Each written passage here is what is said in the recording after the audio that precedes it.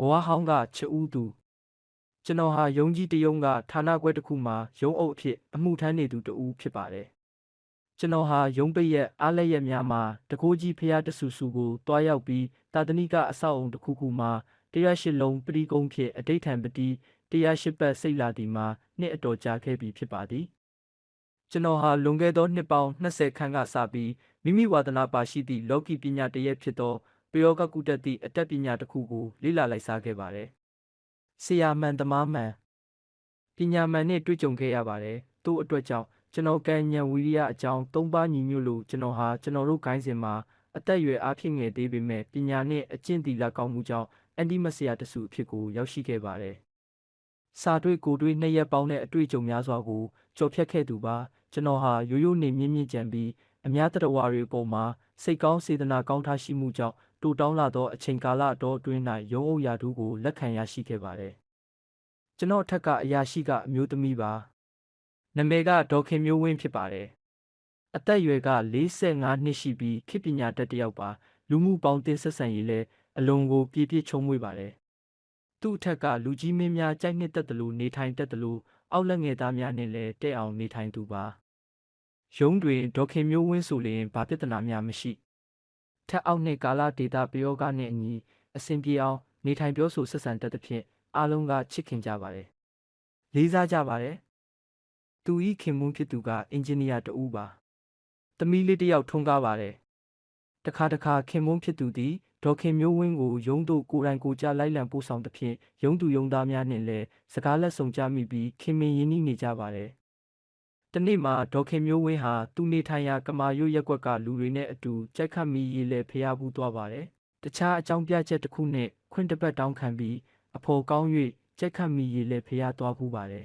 ကြိုက်ခတ်မိရေးလဲဖျားဘူးပြီးရုံးသို့ပြန်တက်တဲ့အခါမှာတခြားလူတွေကတော့သတိထားမကြည့်မိလို့လားမသိဘူးကျွန်တော်ကနားမျက်စိမှာအမြဲတမ်းနဲ့ကပ်နေသူဆိုတော့သိလိုက်ပါတယ်ဒေါ်ခင်မျိုးဝင်းဟာအရင်ကနဲ့လုံးဝမတူတော့ဘူးနေပုံထိုင်ပုံနဲ့တွေကအစလှုပ်ရှားဟန်အစုံလုံးဝကိုထူးထူးခြားခြားပြောင်းလဲနေတာကိုမြင်တွေ့ရပါတယ်ရခင်ကဆိုလျင်ဒေါ်ခင်မျိုးဝင်းဟာမျက်နှာထားပြုံးပြုံးရွှင်ရွှင်ထားတယ်လူတကာကိုကိုယ့်ထက်လူကြီးနဲ့ဖြစ်စေကိုယ့်အောက်ငယ်သားနဲ့ဖြစ်စေဖော်ဖော်ရွရွဆက်ဆံတယ်ကျွေးစရာရှိရင်လည်းကျွေးတယ်စားစရာရှိရင်လည်းရင်းရင်းနှီးနှီးဝင်စားလေးရှိတယ်ဘဝင်မကင်ဘူးယခုမြင်တွေ့နေရတဲ့ဒေါ်ခင်မျိုးဝင်းကဒီလိုမဟုတ်ဘူးတခုခုကိုတွေးတော့စဉ်းစားနေပြီးမျက်နှာကအမြဲတမ်းမှုန်ကုတ်လို့နေပါတယ်ဘသူကမှလည်းရင်းရင်းနှီးနှီးစကားမပြောတော့ဘူးသူ့အရာရှိအခန်းထဲကထွက်တယ်ကိုမရှိဘူးအခန်းအောင်လို့သာနေပါတယ်အလုပ်ကိစ္စနဲ့သူ့အခန်းထဲကိုတွားရောက်ပြီးအကြောင်းအကျိုးကိုပြောဆိုဆက်ဆံတဲ့အခါမှာလည်းဘူးပေါက်ပြောလို့လေးရှိပါတယ်ဒီလိုအသေးအဖွဲကိစ္စလေးတွေကိုအခြားယုံသူယုံသားအမှုထမ်းအရာထမ်းတွေကသတိမထားမိပေမဲ့ကျွန်တော်ကတော့သတိထားလို့သိလိုက်ပါတယ်ဒေါ်ခင်မျိုးဝင်းဟာကြိုက်ခတ်မိရေးလဲဖះကိုဖူးပြီးပြန်ရောက်လို့4ရက်ပဲကြာသေးတယ်ကျမ်းမာရေးအကြောင်းပြချက်နဲ့ခွင့်4ရက်ယူပြန်ပါတယ်ခွင့်စစ်လို့ရုံးပြန်တက်ပြီးတပတ်အကြာမှာနောက်ထပ်ခွင့်9ရက်ယူတာကိုမြင်တွေ့ရပါတယ်ဒီလိုနဲ့အလီလီခါခါခွင့်တွေယူလိုက်တာခွင့်ရက်တွေကုန်လို့စေးခွင့်ရက်ရှည်ကိုတောင်းယူပြီးရုံးပြက်ကွက်နေပါတယ်ရခင်ကဒေါ်ခင်မျိုးဝင်းရဲ့ခင်မွန်းဖြစ်သူကရုံးကိုလိုက်ပေမဲ့ယခုလိုက်မပို့တာကြပြီးဒါကြောင့်ဒေါ်ခင်မျိုးဝင်းဟာကျမ်းမာရေးချို့ယွင်းနေပေမဲ့ဘာယောဂဖြစ်တယ်ဆိုတာမသိရဘူးပေါ့ကျွန်တော်ကဒေါ်ခင်မျိုးဝင်းနေထိုင်ရာကမာရွတ်တုခလန်းနေအိမ်ကိုရုံးကိစ္စနဲ့ရောက်ဖူးတော့ဒေါ်ခင်မျိုးဝင်းရဲ့အခြေအနေမှန်နဲ့ယောဂဝေဒနာကိုသိရှိလိုတာကြောင့်အိမ်ကိုတွားရောက်ပြီးသတင်းမေးရန်စိတ်ဆုံးဖြတ်ချက်ချထားလိုက်ပါတယ်ကျွန်တော်ဟာကမာရွတ်တုခလန်းနေအိမ်ကိုရောက်သွားခဲ့ပါတယ်ကျွန်တော်ရောက်တဲ့အချိန်မှာဒေါ်ခင်မျိုးဝင်းဟာအိမ်ခန်းထဲမှာအိတ်နေလို့မမြင်တွေ့ခဲ့ရပါဘူးအိမ်ရှိဧည့်ခန်းမှာသူ့ခင်မွန်းအင်ဂျင်နီယာဦးခင်မောင်တန်းနဲ့တွေ့လို့ဒေါ်ခင်မျိုးဝင်းအခြေအနေကိုမေးမြန်းကြည့်လိုက်တဲ့အခါမှာဦးခင်မောင်တန်းကသူ့နှုတ်ဖျားကိုလက်ညှိုးလေးထောင်၍မမေးမပြောရန်ဟန်တားလိုက်ပြီးကျွန်တော်ကိုလက်တို့ကလမ်းထိပ်ကလက်ဖက်ရည်ဆိုင်တစ်ဆိုင်ကိုခေါ်သွားခဲ့ပါတယ်လက်ဖက်ရည်ဆိုင်ရောက်တော့လက်ဖက်ရည်နှစ်ခွက်နဲ့မုန့်တွေကိုမှယူပြီးဦးခင်မောင်တန်းက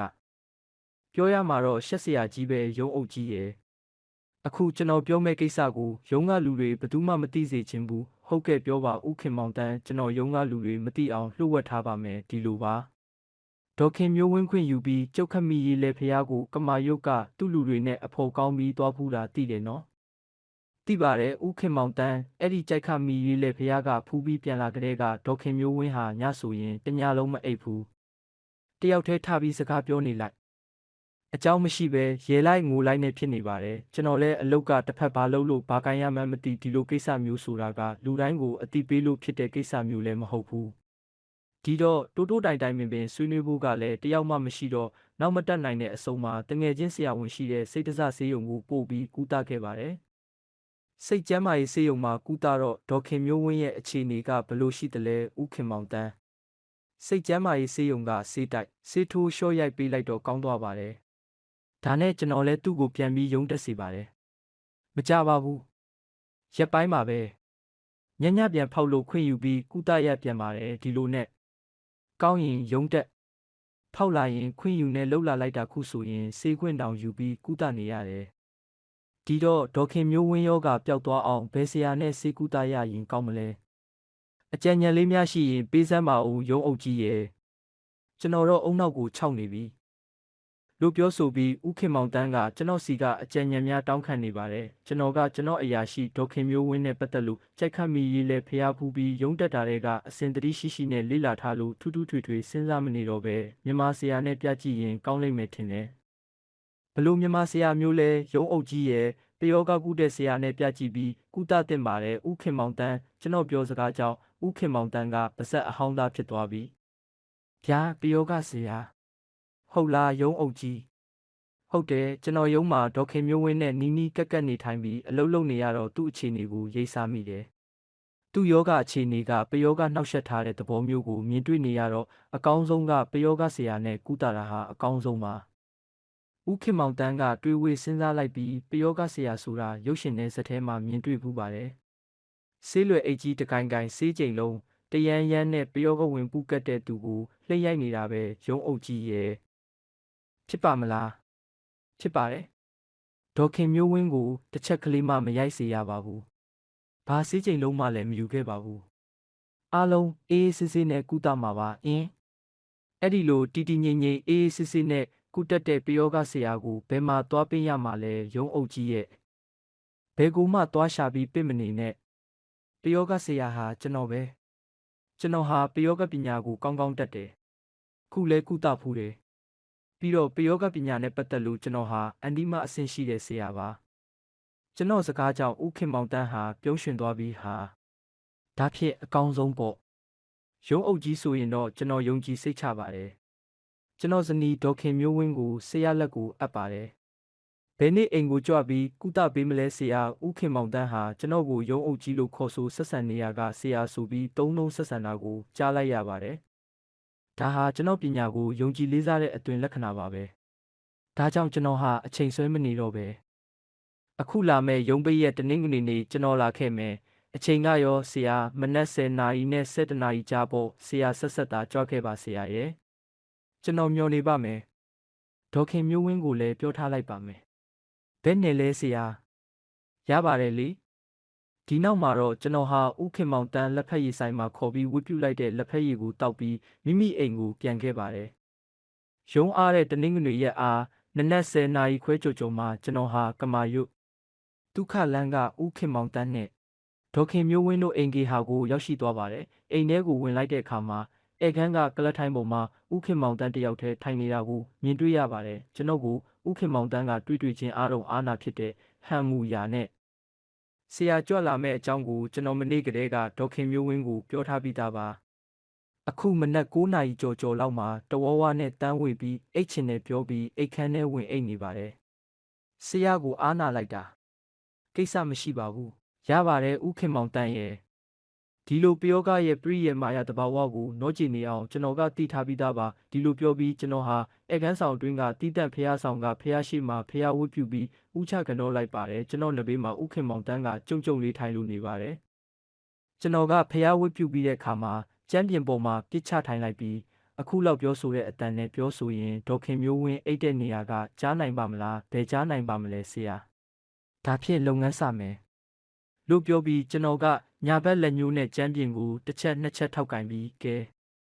အိတ်ခမ်းထဲကပယောကအနှောက်ယှက်ဝင်ပူးကတ်နေတဲ့အကောင်အခုအခန်းပြင်ကိုထွက်လာခဲ့စမ်းဖះငါစုအမိတ်ဝိဇာ8000ဆရာပေါင်းတို့အမိတ်ထွက်ရက်ပေါက်ဆရာသမားတို့အမိတ်ဂိုင်းစဉ်အထက်ဆရာကြီးတို့အမိတ်ငါအန်တီမဆရာအမိတ်နဲ့မဆိုင်တခဏအတွင်းအခုထွက်လာခဲ့စမ်းလို့အမိတ်ပေးပြီးတမိနစ်မကြပါဘူး စက္ကန့်ပိုင်းလေးအတွင်းမှာပဲဒေါခင်မျိုးဝင်းဟာသပင်ကိုဖားလျားချပြီးအိမ်ခန်းအပြင်ကိုထွက်လာတာကျွန်တော်နဲ့သူခင်ပွန်းဦးခင်မောင်တန်းရှိမှဒူးကိုကွေးပြီးမိမ့်မထိုင်နေပါတယ်ကျွန်တော်ကဒေါခင်မျိုးဝင်းရဲ့မျက်နှာကိုအကဲခတ်လိုက်ပါတယ်မျက်ထောင်ကြီးတွေหนีပြီးမျက်တောင်မခတ်ပဲကြည့်မိကြည့်ရကိုကြည့်လို့နေပါတယ်ကျွန်တော်ကသုံးလောကထွတ်ထားမြတ်စွာဘုရားရှင်ကိုဦးသုံးချိန်ချပြီးကြောဆန်းလို့အမိတ်ပေးလိုက်တော့ဒေါခင်မျိုးဝင်းကကျွန်တော်ခြေတော်ရင်းကိုဦးသုံးချိန်ချပြီးကြောတာကိုမြင်တွေ့ရပါတယ်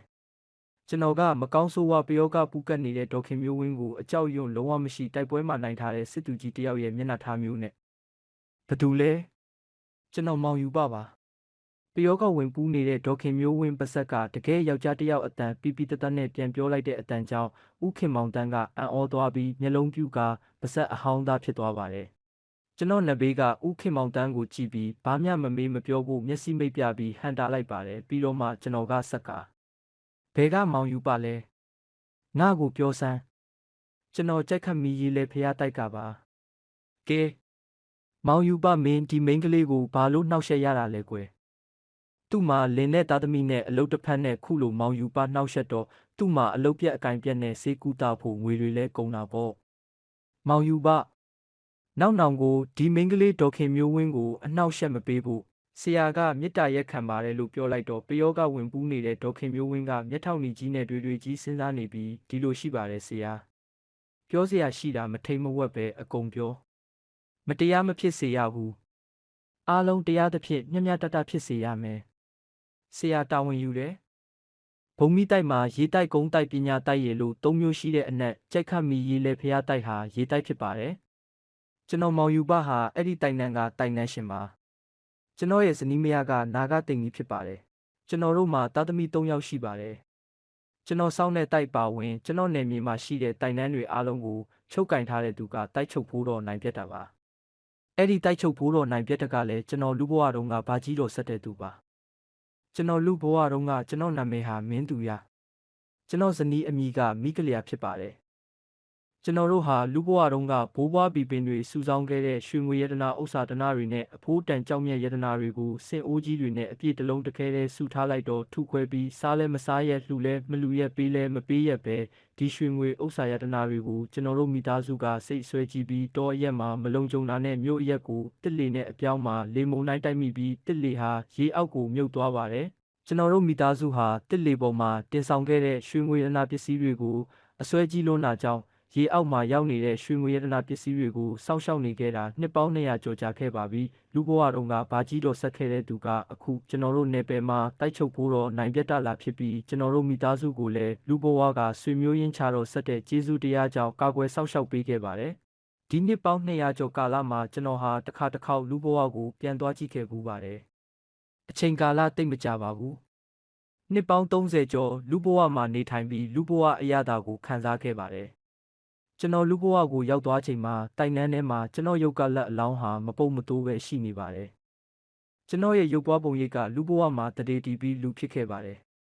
်ကြက်ခမီရီလည်းဖះကတိုက်ထဲမှာကျွန်တော်ဇနီးနာဂတင်ကြီးတယောက်တည်းကြံခဲ့ပါတယ်ကျွန်တော်ဟာလူဘဝကိုယောက်ျားတယောက်အသွင်နဲ့ရောက်ခဲ့ပေမဲ့တန်ရော့စင်တွေမတွေ့ကြရအောင်အိမ်တော်မပြုတ်ခဲ့ပါဘူး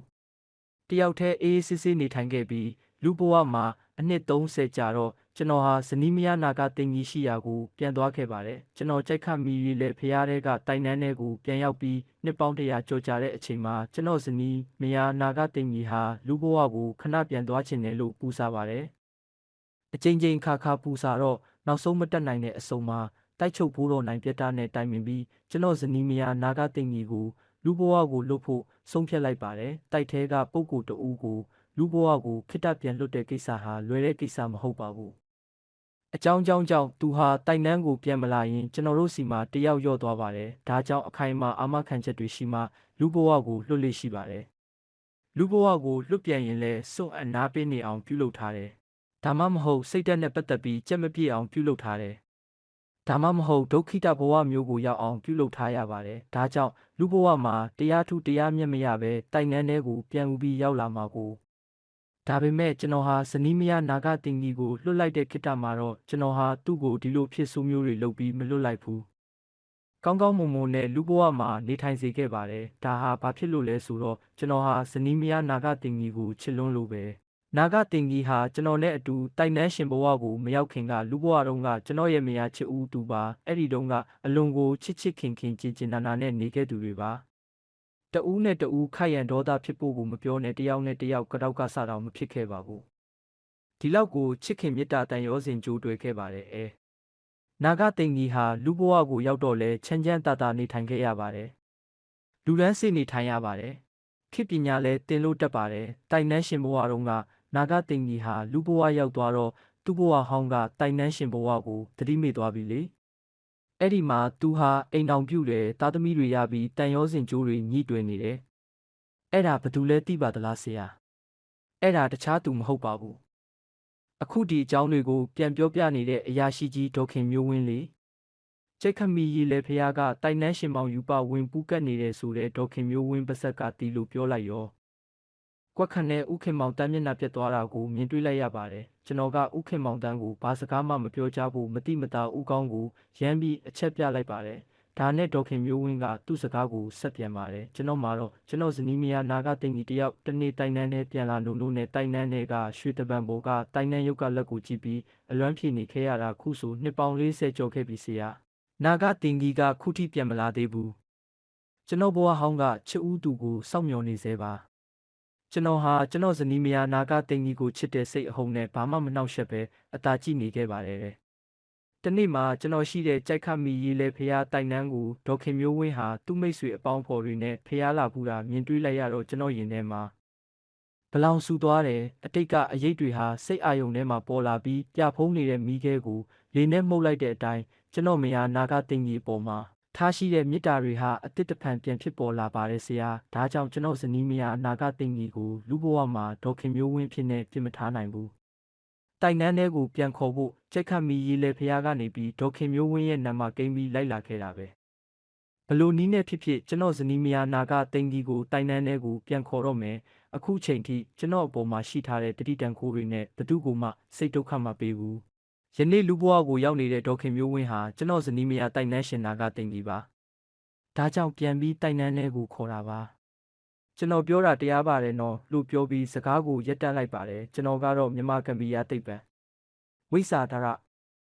လောကီပညာနယ်ပယ်မှာဒီလိုကိစ္စရဲ့ကြီးငယ်တွေကိုကြုံဘူးဆုံဘူးတဲ့အခြေအနေကြောင့်ဒေါခင်မျိုးဝင်းကိုတိုင်နှန်းရှင်မောင်ယူပဆိုတဲ့ပုဂ္ဂိုလ်တဦးပြောဆိုသွားတဲ့စကားတွေဟာတိတ်တော့မထူးဆန်းလာပါဘူးဒါကြောင့်ကျွန်တော်အိန္ဒြေရနဲ့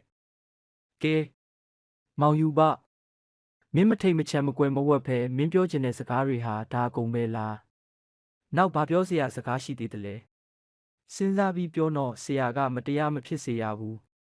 အားလုံးတရားသဖြင့်မျှမျှတတဖြစ်စေရမယ်ဆရာတာဝန်ယူရဲဆိုလို့ကျွန်တော်ပြောပြတာပါကျွန်တော်ပြောချင်တဲ့စကားဟာဒါအကုန်ပဲဆရာကောင်းပြီဒါဖြင့်ငါတခုမေးမယ်နော်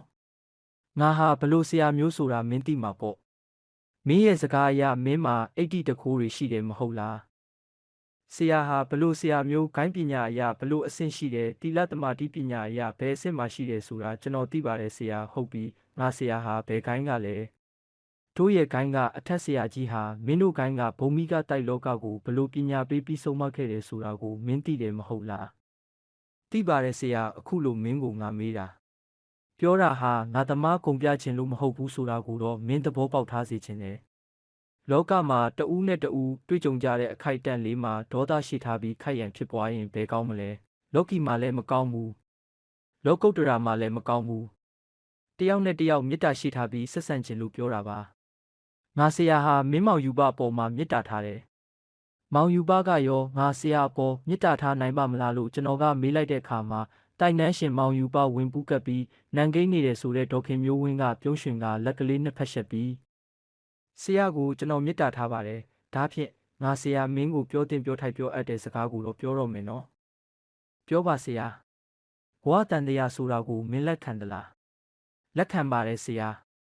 အဲ့ဒီဘဝတန်တရားခြားရဟတ်ထဲမှာတတဝါတွေအလုံးဟာဖြစ်ပျက်တည်ပြက်နေတာကြီးပဲဖြစ်ချိန်တန်ဖြစ်ပြက်ချိန်တန်တော့လဲပြက်တာပဲမောင်ယူပပြောနေတဲ့နာဂသိမ့်ကြီးဆိုတာမောင်ယူပရဲ့ဇနီးမယားမှန်ပါတယ်ဒါကတိုင်နှန်းရှင်ဘဝတုန်းကလေအခုနာဂသိမ့်ကြီးဟာလူဘဝကိုရောက်နေပြီးဒေါခင်မျိုးဝင်းအဖြစ်နဲ့ဥခင်မောင်တန်းရဲ့ဇနီးဖြစ်နေပြီးတာသမီတောင်ရနေပြီးမောင်ယူပရဲ့ဇနီးမယားမဟုတ်တော့ဘူးဒီအခါမှာမောင်ယူပကငါရဲ့ဇနီးမယားပဲ ငါပြန်ပြီးတိမ့်ပိုက်မယ်တိမ့်ယူမယ်ဆိုရင်သူများမယားကိုယူသလိုဖြစ်နေမှာပေါ့လောကတဘာဝမှာလဲကိုနဲ့ပေါင်းတော့ကိုမယားသူများနဲ့ပေါင်းတော့သူများမယားဆိုတဲ့တဘာဝတွေရှိပါတယ်ဒီတော့မောင်ယူပဟာကာမေတုမိစ္ဆာစာရကံကိုကျူးလွန်တယ်လို့ဖြစ်သွားမယ်နော်အတိတရားမှာတတိတရားလေးထားအောင်ကျွန်တော်ကတီလိုပြောလိုက်တော့တိုင်နှန်းရှင်မောင်ယူပဝင်ပူးနေတယ်ဆိုတဲ့ဒေါခင်မျိုးဝင်းဟာမျက်မှောင်ကျုပ်ပြီးစဉ်းစားသွားတယ်ပြီးတော့မှစောစောကစကားပြောတယ်လို့တွတ်တွတ်လက်လက်မဟုတ်တော့ပဲအားလေးရှာလေးအတန်နဲ့အခုလူဘဝကိုရောက်နေတဲ့ဒေါခင်မျိုးဝင်းဟာကျွန်တော်ဇနီးမယားတိုင်နှန်းရှင်နာဂတင်ကြီးပါဆရာကျွန်တော်ကချစ်လွန်းလို့သူ့ဆန္ဒကိုလိုက်လျောပြီးသူ့ကိုလူဘဝကိုခိတ္တခဏပြန်သွားခိုင်းတာပဲဟာခုချိန်စေးလို့ကျွန်တော်ပြန်ခေါ်တာမတရားဘူးလားဆရာဒီမှာမောင်ယူပမင်းကိုငါဆရာပြောမယ်ငါဆရာမင်းကိုစကားပလင်ခံကလေးကမင်းကိုနောက်ပါပြောเสียရှိသေးလေစဉ်းစားပြီးပြောတော့လို့ငါမပြောဘူးလားပြောခဲ့သလားပြောခဲ့ပါတယ်ဆရာအဲ့ဒီတုန်းကမင်းကဘာပြန်ပြောခဲ့တယ်လဲဒီတုန်းကကျွန်တော်ပြောချင်တဲ့စကားဟာဒါအကုန်ပါပဲလို့ပြောခဲ့ပါတယ်ဆရာဟုတ်ပြီမင်းပြောသွားတဲ့စကားတွေထဲမှာမင်းရဲ့ဇနီးမယားနာဂသိမ့်ကြီးကိုသူ့သဘောသူ့ဆန္ဒအရလူဘဝကိုခိတ္တခဏသွားခွင့်ပြုတော့ကနှစ်အကန့်အသတ်နဲ့တစ္ဆာဂတိပြုခဲ့တာမပါဘူးအဲ့ဒါကိုရောတင်တတိထားလိုက်ပါရဲ့လားဒီတုန်းကကျွန်တော်မွန်ထူပြီးတစ္ဆာဂတိဘာမှမတောင်းလိုက်မိဘူးဆရာအဲ့ဒါကအချက်ပဲမောင်ယူပါငါဆရာဟာဘုံမိကတိုက်လောကအကြောင်းကိုကောင်းကောင်းကြီးသိထားတယ်တိုက်နှန်းရှင်တိုက်ဆောင်တိုက်ကြက်အမျိုးမျိုးတွေကိုငါဆရာတွေ့ဘူးတယ်ဒီတော့မင်းကိုယ်တိုင်ကနှစ်အကန့်အသတ်နဲ့တစ္ဆာဂတိမပြုဘဲလူဘဝကိုလွတ်လိုက်တဲ့နာဂသိမ့်ကြီးကိုလူဘဝမှာတက်တန်းစေးပြပြပပနေသွားပါစေလားမနှောက်ယှက်ချင်ပါနဲ့တိုင်နှန်းတဲ့ကိုပြန်ခေါ်ဖို့လည်းမကြိုးစားပါနဲ့လူဘဝမှာဒေါခင်မျိုးဝင်းဘဝနဲ့ပျော်ရွှင်နေတာကိုကြည်ပြီးဝမ်းသာစမ်းပါကွာဒါမှလည်းမင်းကသူ့ကိုချစ်ရကြမှာပေါ့မဟုတ်ဘူးလားမောင်ယူပတိုင်နှန်းရှင်ဝင်ပူးနေတဲ့မောင်ယူပဒေါခင်မျိုးဝင်းဟာကျွန်တော်စကားအကြောင်းပါးပြစ်နှစ်ဖက်ပေါ်ကိုမျက်ရည်ပူများစီးကြနေပါတယ်ဘာစကားမှလည်းမပြောပဲအတော်လေးကြာတော့မှကျွန်တော်ဆရာပြောတဲ့စကားကိုသဘောပေါက်ပါပြီသဘောပေါက်ရင်မင်းရဲ့ဘဝဟောင်းကချစ်ဦးသူနာဂသိမ့်ကြီးကိုချစ်ရရောက်အောင်အခုလူဘဝကိုရောက်နေတဲ့ဒေါခင်မျိုးဝင်းကိုတိုင်နှန်းနဲ့ပြန်ခေါ်ဖို့မင်းဘယ်တော့မှမကြိုးစားနဲ့ပြီးတော့လူဘဝမှာခိတ္တရောက်လာပြီးဒါနသီလဘာဝနာတွေပွားများနေတဲ့ဒေါခင်မျိုးဝင်းကိုမင်းဘယ်တော့မှမနှောက်ယှက်ပါနဲ့လို့ငါဆရာမေတ္တာရက်ခံပါတယ်လူဘဝဆိုတာရခဲ့ပါပြီအဖိုးတန်တဲ့လူဘဝမှာအဖိုးတန်တဲ့အလုပ်တွေအများကြီးလုပ်လို့ရတယ်တိထားမှတ်ထားပါမောင်ယူပလောကမှာလူကတိနဂတိဆိုတဲ့စကားရှိတယ်မင်းဟာလူဘဝရောက်နေတဲ့ဒေါခင်မျိုးဝင်းကိုတိုင်နှန်းနဲ့ခေါ်ဖို့ဘယ်တော့မှမကြိုးစားပါနဲ့လူဘဝမှာဒါနသီလဘာဝနာတွေပွားများနေတဲ့ဒေါခင်မျိုးဝင်းကိုဘလို့အနှောက်အယှက်မှမပေးဘူးဆိုတာသုံးလောကထွတ်ထားမြတ်စွာဘုရားရှင်ရှေ့မှာဂတိတစ္ဆာပြုရဲပါမလားကျွန်တော်ဂတိတစ္ဆာပြုရဲပါတယ်ဆရာဒီတစ်ခါမှာကျွန်တော်ဟာတိုင်နှန်းရှင်မောင်ယူပဝင်ပူးနေတဲ့ဆိုတဲ့ဒေါခင်မျိုးဝင်းကိုဖျားဆင်ရှိမှာလက်နှစ်ဖက်ရှက်ပြီးဖျားကိုဝတ်ပြုစေကဖျားတောက်တော်ရေချမ်းတစ်ခွက်မှာဂတိတစ္ဆာဆိုပြီးတိုက်ကြွေးလိုက်ပါတယ်ဖုံးတော်အနန္တကံတော်အနန္တညံတော်အနန္တရှိတဲ့ဖျားရှင်တို့ရဲ့ရေစင်တန်ခိုးတော်တိုက်ကြွေးပြီးတာနဲ့ပယောကအနှောက်ယှက်ဝင်ပူးနေတဲ့ဒေါခင်မျိုးဝင်းရဲ့မျက်နှာမှာတုံတုံမှုံမှုံမရှိတော့ပဲဝင်းပကြည်လင်းပြီးငကိုမူလဒေါခင်မျိုးဝင်းဘဝပြန်ရောက်သွားပါတယ်နာယီပိုင်းအတော်အတွင်းမှာပင်ဒေါခင်မျိုးဝင်း၏အခြေအနေသည်ထူးထူးခြားခြားကောင်းမွန်လာတာကိုမြင်တွေ့ရတဲ့ဥခင်မောင်တန်းကဝမ်းသာပြီးရွှင်မြူးလို့နေပါတယ်ကျွန်တော်လည်းကျွန်တော်ကိစ္စကျွန်တော်တာဝန်ပြီးဆုံးပြီဖြစ်လို့အိမ်ပေါ်မှာကြာကြာထိုင်မနေချင်တာကြောင့်ပြန်ဖို့ထိုင်ရာကတပြီးဟန်ပြင်လိုက်တဲ့အခါမှာဆရာပြန်တော့မလို့လားကျွန်တော်ကားနဲ့ဆရာအိမ်ရောက်လိုက်ပို့ပေးမယ်လေလို့ပြောပြီးဥခင်မောင်တန်းဟာသူ့ကားကိုကိုတောင်ကထုတ်ကာကျွန်တော်ကိုလိုက်ပို့ပါတယ်ကျွန်တော်ကိုကားပေါ်မှာဆရာပညာကတော့တကယ်ကိုအစွမ်းထက်တာပဲကျွန်တော်ကဒါမျိုးတွေတခါမှကြုံဘူးတာမဟုတ်တော့ဆရာကိုတွေးစားကဟုတ်မဟုတ်ပါမလားလို့တောင်အထင်မှားခဲ့ပါတယ်ဒါတွေအတာထားဆန်းပါဦးဥခင်မောင်တန်းဒေါခင်မျိုးဝင်းပစက်ကပြောသွားတဲ့မောင်ယူပရဲ့စကားတွေကိုကြားတယ်နော်ကြားပါတယ်ဆရာဒါတွေအားလုံးအမှန်တွေကြီးပဲလို့မယုံစားနဲ့ဘုံမီကတိုက်ဥစ္စာဆောင်တိုက်နှန်းရှင်ဆိုတာလူတွေကသာလောဘစိတ်နဲ့ရွှေရနိုးနိုးငွေရနိုးနိုးနဲ့အထင်တကြီးနဲ့ဖြစ်နေကြတာတကယ်ကတော့ဥစ္စာဆောင်တိုက်နှန်းရှင်ဆိုတာကပြိတ္တာဘုံသားတွေတနည်းပြောရရင်တော့ကမ္မစိတ်တိရှိတဲ့နာနာဘာဝအကြီးစားတွေဒီတော့သူတို့ပြောတဲ့စကားတွေမှာမှန်တာတွေပါတယ်လို့ပရိယေမာယာတွေလည်းပါတယ်ဆိုတာကိုသိထားဖို့လိုတယ်အကုံယုံစားလို့မဖြစ်ဘူးနော်မောင်ယူဘကဆရာတိုက်တဲ့တစ္ဆာရေးကိုတောက်သွားတာပဲမဟုတ်လားဘာပဲပြောပြောဘာပဲလုပ်ဘုံမိကတွေကပရိယေမာယာများတက်တာကိုတော့သတိမမေ့တင်ဘူး အခုဒေါခင်မျိုးဝင်းအနာကမောင်ယူပခွာသွားတာမှန်တယ်ဒါဟာပရိရဲ့သဘောလည်းဖြစ်နိုင်တယ်ဒီတော့ဒေါခင်မျိုးဝင်းကိုစောင့်ကြည့်9 ရက်တစ်ပတ်ကြာလို့လုံးပျောက်သွားပြီဘာနှောက်ယှက်မှမရှိတော့မှပယောကနှောက်ယှက်လို့မရတော့ဘူးအောင်နိုင်သွားပြီလို့မှတ်ပါဒီ9 ရက်တစ်ပတ်အတွင်းမှာဒေါခင်မျိုးဝင်းမှာအနှောက်ယှက်တစုံတရာပေါ်တာနဲ့ကျွန်တော်စီကိုချက်ချင်းအကြောင်းကြားပါရုံးချိန်ဆိုရင်တော့ရုံးကိုဖုံးဆက်ပါရုံးစင်းရင်တော့ကျွန်တော်အိမ်မှာရှိတတ်ပါတယ်ကျွန်တော်ဟာအိမ်မှာဖျားစာအုပ်ဖတ်တယ်ပတိစိတ်တယ်တရားထိုင်တယ်ဟိုနားဒီနားသွားပြီးလက်ဖက်ရည်တောက်လဲခဏပဲအိမ်မှာပဲအမြဲနေလေးရှိတယ်ဟုတ်ကဲ့ကျေးဇူးပါပဲခင်ဗျာဒီအချိန်မှာဥခင်မောင်တန်းမောင်ပြီးလိုက်ပို့တဲ့ကားဟာကျွန်တော်အိမ်ကိုရောက်ပြီးဖြစ်လို့ကားပေါ်ကဆင်းလိုက်ကအိမ်ထဲကိုဝင်သွားပါတော့တယ်2 ရက် 3 ရက်အတွင်းဒေါခင်မျိုးဝင်းကိစ္စနှင့်ပတ်သက်၍ဘာပြဿနာမှမပေါ်ပေါက်ခဲ့ပါ9 ရက်မြောက်သောနေ့တွင်ကျွန်တော်ရုံးကနေပြီးအိမ်ပြန်ရောက်လာတဲ့အချိန်မှာဥခင်မောင်တန်းဟာသူ့ကားနဲ့ကျွန်တော်အိမ်ကိုရောက်ချလာပါတော့တယ်ကျွန်တော်ကဥခင်မောင်တန်းရဲ့မျက်နှာကိုလှမ်းကြည့်လိုက်တဲ့အခါမှာစိုးရိမ်ပူပန်မှုအရေးအယောင်များကရှက်တန်းနေတာကိုတွေ့ရတော့ဘာများအကြောင်းထူးလို့လဲဥခင်မောင်တန်းထူးတယ်ဆရာကြီးထူးတယ်မတေကောင်းမပြောက်ကောင်းလိုရင်းကိုပြောပြဥခင်မောင်တန်းကကျွန်တော်ဤမျက်နှာချင်းဆိုင်ကခုံတစ်ခုံမှာဝင်ရောက်ထိုင်လိုက်ပြီးဒီလိုပါဆရာဒေါခင်မျိုးဝင်းရဲ့ပယောဂကိုဆရာကုသပြီးပြန်သွားကြတဲ့ကကျွန်တော်ဟာဒေါခင်မျိုးဝင်းကိုအလွတ်မပေးဘူးအရေးတကြီးနေပါတယ်မသွားမဖြစ်လို့အလုပ်ကိုသွားရင်လည်းမကြဘူးခဏပဲအိမ်ကိုပြန်လာပြီးဒေါခင်မျိုးဝင်းနားမှာပဲစောင့်ရှောက်နေပါတယ်ဒီနေ့တော့အလုပ်ကအရေးကြီးတာနဲ့မနက်ကလေးကထွက်သွားလိုက်တာစောစောလေးကမှအိမ်ကိုပြန်ရောက်ပါတယ်အိမ်လဲပြန်ရောက်ရောဒေါခင်မျိုးဝင်းရဲ့ပြဿနာကိုသိရတာပဲဆရာဒေါခင်မျိုးဝင်းကဘလို့များပြဿနာပေါ်လို့တုံးပြောစမ်းပါဦးကျွန်တော်ဟာမြောက်ဥက္ကလာမှာမြေတကွက်ဝယ်ယူထားတယ်ကျွန်တော်နဲ့ဒေါခင်မျိုးဝင်းတို့အလုတ်ကပင်စင်ယူရင်းအိမ်ဆောက်ပြီးအေးအေးဆေးဆေးနေရအောင်ဆိုတဲ့ရည်ရွယ်ချက်နဲ့မြေကွက်ဝယ်ယူထားတာပါမြေကွက်ကရှင်းမထားတော့တစ်ပင်ချုံတွေနဲ့တောလို့ဖြစ်နေပါတယ်မြေကွက်ရဲ့အလဲတက်မှလည်းယောက်ျားနှစ်ဖက်စာလောက်ရှိတဲ့တရက်ပင်ကြီးတစ်ပင်ရှိတယ်မနေ့ညကတော့ဒေါခင်မျိုးဝင်းကိုမောင်ယူဘကအိမ်မက်ပေးတယ်ဆရာဘလို့များမောင်ယူဘကအိမ်မက်ပေးတယ်လဲအိမ်မက်ထဲမှာမောင်ယူဘကကိုထင်ပြပြီးဒေါခင်မျိုးဝင်းကိုသူ့ပိုင်ရွှေဦးတိုးဟာခုကျွန်တော်တို့ဝယ်ယူထားတဲ့မြောက်ဥက္ကလာမြေကွက်တရက်ပင်ကြီးရဲ့အရှိတ်အလန့်20မှာတူးကြည့်ရင်ရွှေဦးရလိမ့်မယ်လို့အိမ်မက်ပေးတယ်အမျိုးသမီးဆိုတော့ရွှေနဲ့များရင်ဘယ်သူခံနိုင်မှာလဲလောဘဇောတွေတက်ပြီးကျွန်တော်ကိုတော့အတိမပေးဘူးဒီနေ့ကြမှကျွန်တော်ကလည်းအလုပ်တွေများနေလို့ညနေကြမှပဲအိမ်ကိုပြန်ရောက်တယ်နေ့လယ်ပိုင်းမှာဒေါခင်မျိုးဝင်းဟာပေါက်တူးတလက်ကိုယူပြီးအငှားကားတစ်စီးနဲ့မြောက်ဥက္ကလာဘကမြေကွက်ကိုသွားတယ်ဟိုရောက်တော့မြေကွက်လက်အလဲကတရက်ပင်ကြီးအရှိကိုသွားပါတယ်လမ်းမှာကံအားလျော်စွာဝလုံးရှိတစ်ချောင်းကိုမြင်တွေ့တာနဲ့မြေမှာထောက်ပြီးသွားလိုက်တာအိမ်မက်ထဲမှာပေးထားတဲ့အလန့်20လောက်မရောက်ခင်မှန်းပြီးခြုံနယ်တွေကိုထောက်ကြည့်တော့မြေကြီးနေရာမှာရေရင်းပြက်ကြီးကိုမြင်တွေ့ရတယ်ဒီအခါမှာမောင်ယူပကသူ့ကိုလိန်ညာပြီးခေါ်ဆောင်တာကိုလည်းရိတ်စားမိရောချက်ချင်းပဲအငှားကားနဲ့အိမ်ကိုပြန်လစ်လာခဲ့တယ်ကျွန်တော်လည်းညနေမှအိမ်ပြန်ရောက်တော့ပြောပြတာနဲ့ချက်ချင်းပဲဆရာစီကိုထွက်လာခဲ့ပြီးအတိပေးတာကျွန်တော်ကဘာမှပြန်မပြောပါဥခင်မောင်တန်းပြောပြသမျှကိုနားထောင်နေခဲ့ပါတယ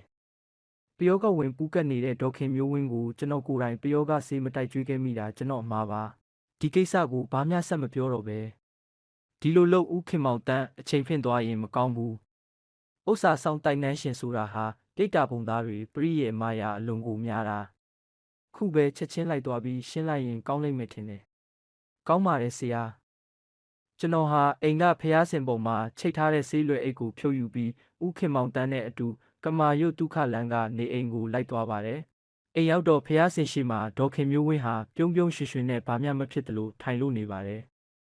ကျွန်တော်ဟာဥခင်မောင်တန်းတို့အိမ်ပေါ်ကိုတက်ပြီးကျွန်တော်ဟာဖျားစင်ရှိမှာပိုစစ်တုတ်ထိုင်ကရှိခိုးကန်တော်ပြီးဖျားငါးစုကိုအမှုထားကဝိဇ္ဇာ8000ဆရာကောင်းတွေနဲ့အထက်ဆရာကြီးတွေကိုပင့်ဖိတ်ကြကဒေါခင်မျိုးဝင်းကိုဝင်ပူးကတ်နှောက်ယှက်နေတဲ့ကြိုက်ခမီရီလက်ဖျားတိုက်ကမောင်ယူပကိုခေါ်ယူလိုက်ပါတယ်